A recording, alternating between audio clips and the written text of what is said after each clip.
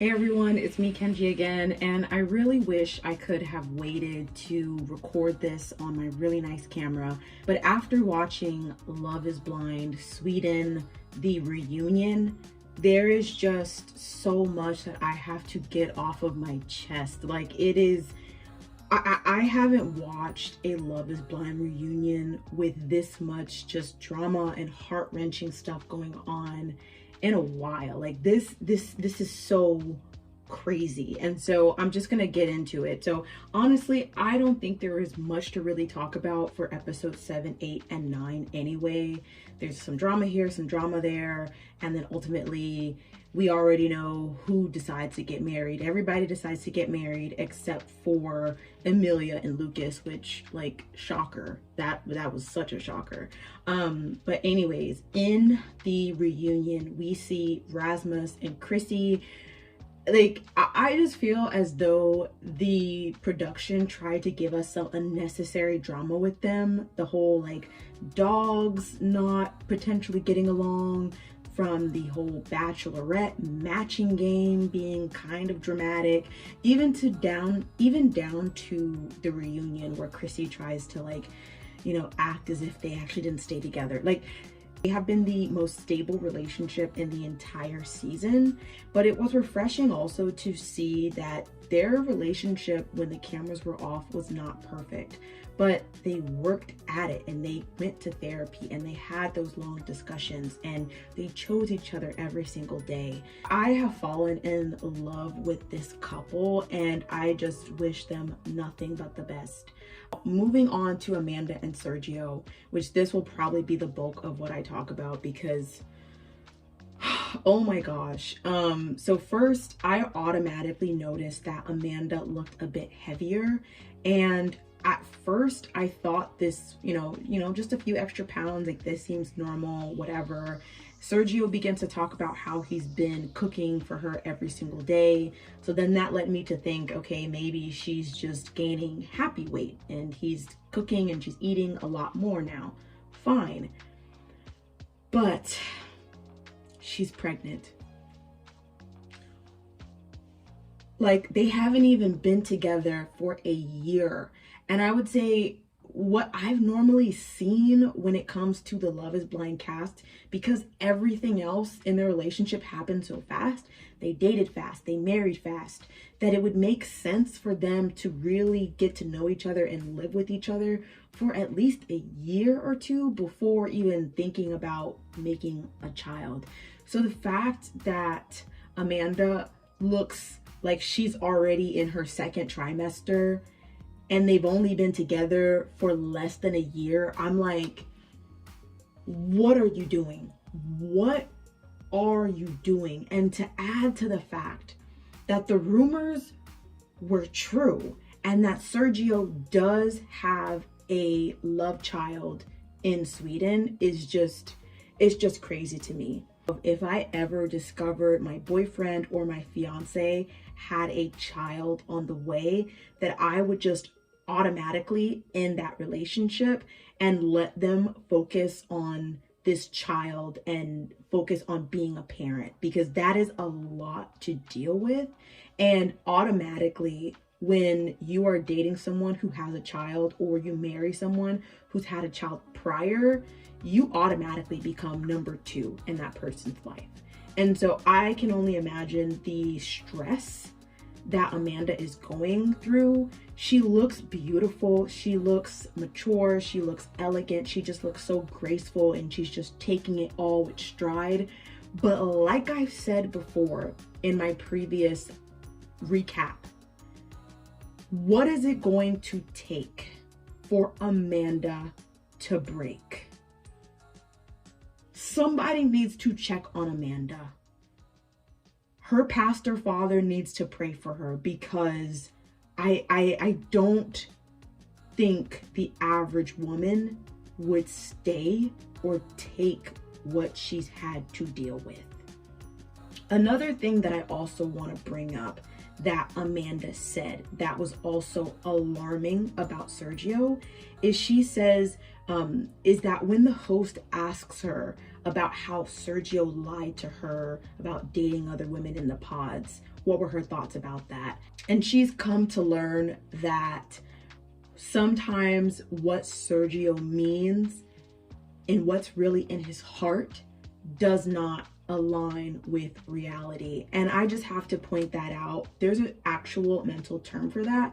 That's called cognitive dissonance. Another thing this statement reminded me of is of when men are habitual cheaters and they'll say, oh, you know, I only have eyes for you. I love you deeply, but me cheating on you and having, you know, sexual relations with other women, that might be the reality, but deep down, like, that it doesn't mean anything. I only love you. And I'm just scared. I'm so scared for Amanda.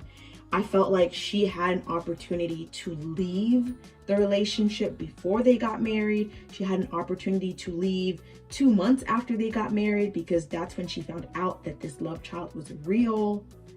And then now she's decided to have a child with him. So from here on out, she is going to be bound to Sergio forever. And I just feel so sorry for her.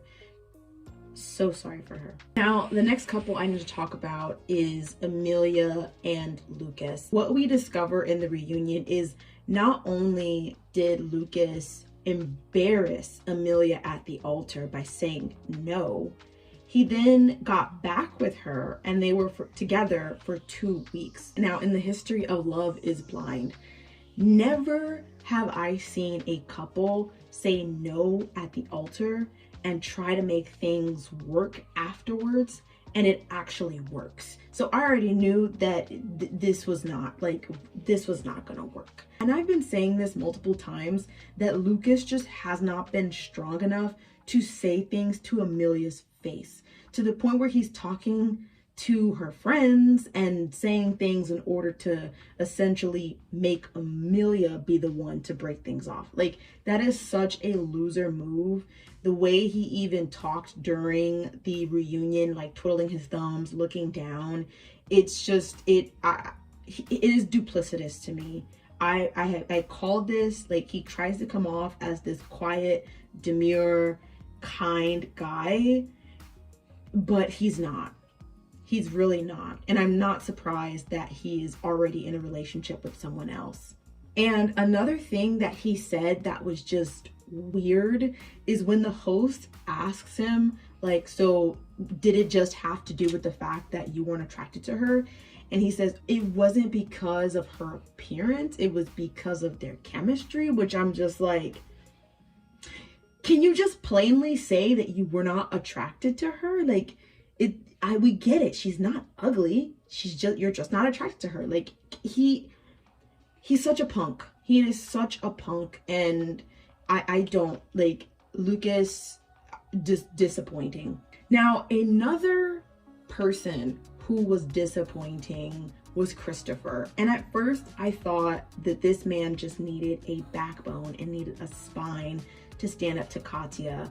But we learn in episodes 7 through 10 that basically Christopher is this passive aggressive crybaby. Like, he's created like these tantrums that we didn't see off camera, from literally throwing his ring into the river and trying to get a reaction out of Katya, from sending her a text message on the day that they were actually supposed to get married, congratulations.